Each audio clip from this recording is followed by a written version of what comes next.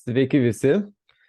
Tęsime planimetrijos temos nagrinėjimą ir dabar pereisime prie tokios didesnės temos, tai būtent prie trikampių. Ir pati pradžia būtų susipažinimas su tuo trikampiu ir apžvelgsime tų trikampių rūšis. Tai va, tai pradėkime. Susipažinsime su trikampio figūra, aptarsime žymėjimą ir rūšis. Pradėkime pirmiausiai nuo apibrėžimo.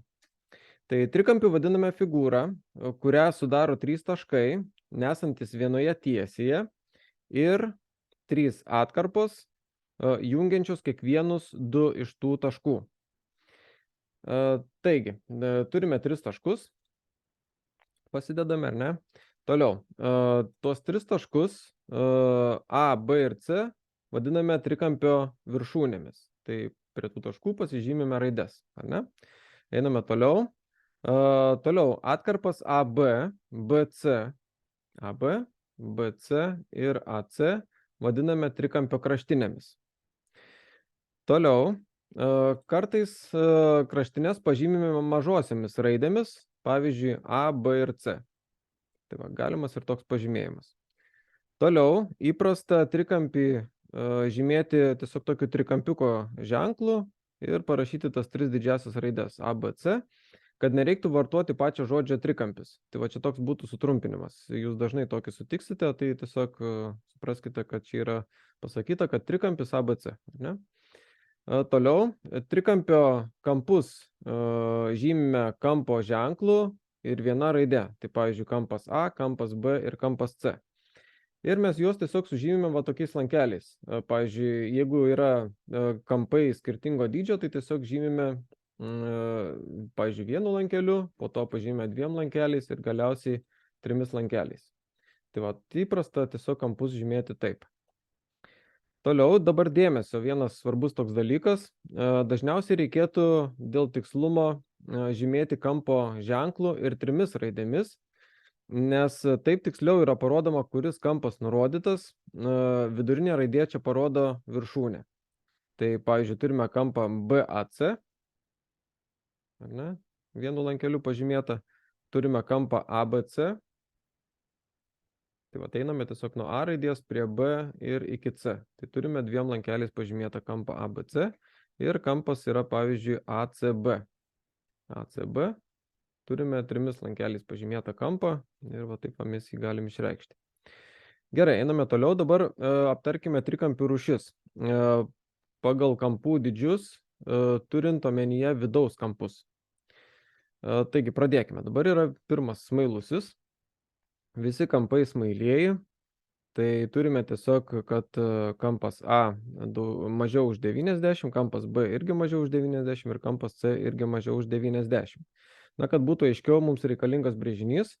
Tai nusibrėžime trikampį, susižymime raidėmis ir susižymime lankeliais.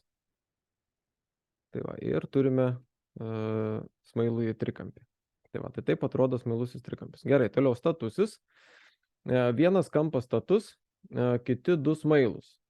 Tai turime taip, kad kampas A yra mažiau už 90, kampas B mažiau už 90 ir kampas C yra lygus 90 laipsnių. Tai va, vėlgi nusibrėžkim trikampį. Tai pasižymime raidėmis ABC. Toliau pažymime, kad kampas C yra status, tai būtent 90 laipsnių, ar ne? Ir susižymime lankeliais kampus A ir B. Tai va, tie kampai yra, tarkime, skirtingo dydžio, bet jie yra abu smailus. Toliau bukasis trikampis. Vienas kampas bukas, o kiti 2 smailus. Tai pasižymėkime taip, kad kampas A yra mažiau už 90 laipsnių, kampas B mažiau už 90 laipsnių ir kampas C daugiau už 90 laipsnių. Tai va, tai tą trikampį jau pavaizduokime šitaip. Tai turime raides viršūnės, ar ne? Pažymime raidėmis A, B ir C ir susižymėkime lankeliais. 1 lankeliu, 2 lankeliais ir čia pažymėsime 3 lankeliais. Tai va, tai žodžiu, šitaip mes galime susižymėti ir trikampių rūšis įvertinti pagal kampų dydžius. Dar čia paminėsiu dar vieną dalyką, kad statusis kampas yra žymimas štai tokiu kvadratėliu. Čia turėkite omeny. Gerai, tai daugiau čia apie trikampių rūšis viskas. Einame prie kitokių trikampių rūšių. Tai trikampių rūšis pagal kraštinių ilgius. Žiūrėkime, kokių būna.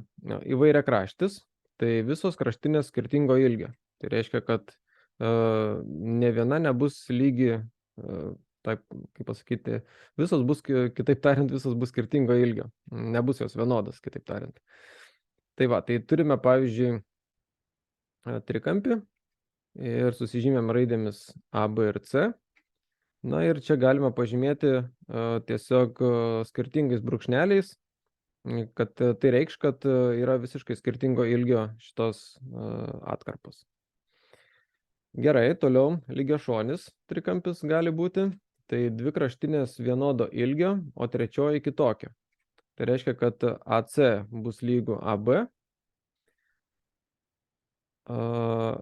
Tiesiog pavaizduokime šitam trikampyje, kur geriau matysis. Tai bus AB ir C trikampis.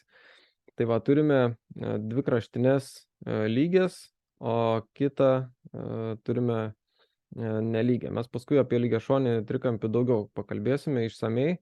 Ten turėsis įvairiausių savybių, kurias vėliau aptarsime. Toliau lygiakraštis trikampis. Visos kraštinės vienodo ilgio. Tai turime, kad AB lygu BC ir lygu AC. Tai va, visos kraštinės bus vienodos. Tai va, turime lygiakraštį trikampį nubrėžtą. Ir turime pažymėtą raidėmis ABC. Na ir čia susižymime tiesiog po vieną brūkšnelį. Tai taip suprantame, kad visos kraštinės yra lygios. Tai va, tai tiek būtų apie trikampių rūšis. Turime pagal kampų dydžius, turime pagal kraštinių ilgius. Tai va, tiesiog visos tokios yra rūšis. Na ir mes dabar pereikime prie keletos pavyzdžių. Pabandykime pasiaiškinti, kaip galima tai pritaikyti uždaviniuose. Tai nustatykite trikampių rūšis pagal kraštines, kurių kraštinės lygios. Tai A atvejais bus A lygu 5, B lygu 7 ir C lygu 11 cm. B variantas bus A lygu 5, B lygu 5 ir C lygu 7. Ir C variantas A lygu 5, B lygu 5, C lygu 5 cm. Tai va, dabar sprendimas. Kadangi visų kraštinių ilgiai skirtingi, todėl šis trikampis yra įvairiakraštis. Tai va, tai reiškia 5, 7 ir 11, visi ilgiai yra skirtingi, niekas niekam nėra lygų, todėl tokį trikampį vadinsime įvairiakraščiu. Kadangi tai B dabar variantas, kadangi dviejų kraštinių ilgiai vienodi, o trečiosios kitoks, todėl šis trikampis yra lygiašonis. Tai va, 5 ir 5, ar ne, yra lygios kraštinės. Ir C, kadangi visų kraštinių ilgiai vienodi, todėl šis trikampis yra lygiakraštis. Galime taip pavadinti, ar ne? Gerai, toliau atsakymą mes galime parašyti tiesiog įvairiakraštis, lygiašonis ir lygiakraštis. Taip viską įvardiname. Gerai, antras pavyzdys. Nustatykite trikampių rūšis pagal kampus, kurių kampai lygus. A atveju kampas A yra 70 laipsnių, kampas B lygus 60 laipsnių ir kampas C lygus 50 laipsnių. Toliau B variantas kampas A 70 laipsnių, kampas B 20 laipsnių ir kampas C 90 laipsnių. Toliau trečias variantas, kampas A yra 40 laipsnių, kampas B 30 laipsnių ir kampas C 110 laipsnių. Tai va, tai dabar reikia mums įvertinti, kokios yra rūšys šitų trikampių. Tai pasižiūrėkime, koks būtų sprendimas.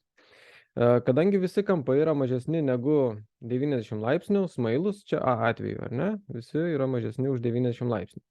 Todėl šis trikampis yra smailusis. Tai va, pagal tai mes įvertiname. Mums nereikia iš tikrųjų net brėžinio brėžtis, galime jau vertinti vien pagal duotus kampus. Kampas, tai yra B variantas, kadangi vienas kampas lygus 90 laipsnių jis yra status, tai va čia kalbam apie kampą C, todėl šis trikampis yra statusis. Tai va čia pagal tą savybę mes taip nustatome, kad jeigu vienas kampas yra status, kiti du smailus, tai reiškia, kad trikampis bus statusis. Ir C variantas, kadangi vienas kampas yra didesnis negu 90 laipsnių, kitaip tariant, jis yra bukas kampas, todėl šis trikampis yra bukasis. Tai va, tai mums irgi braižyti net nereikia, jau viską matome aiškiai ir taip. Tai va, tai ir surašom tiesiog atsakymą, kad trikampis yra smailusis, statusis ir bukasis. Tai va, tai tiek būtų pradžiai susipažinimui apie trikampius, tokios išsamios savokos aptartos ir jeigu dar kažką pamiršote, galite atsisukti video epizodą iš naujo ir pasižiūrėti. Tai va, tai sėkmės visiems ir susitiksime būtinai kituose video. Iki.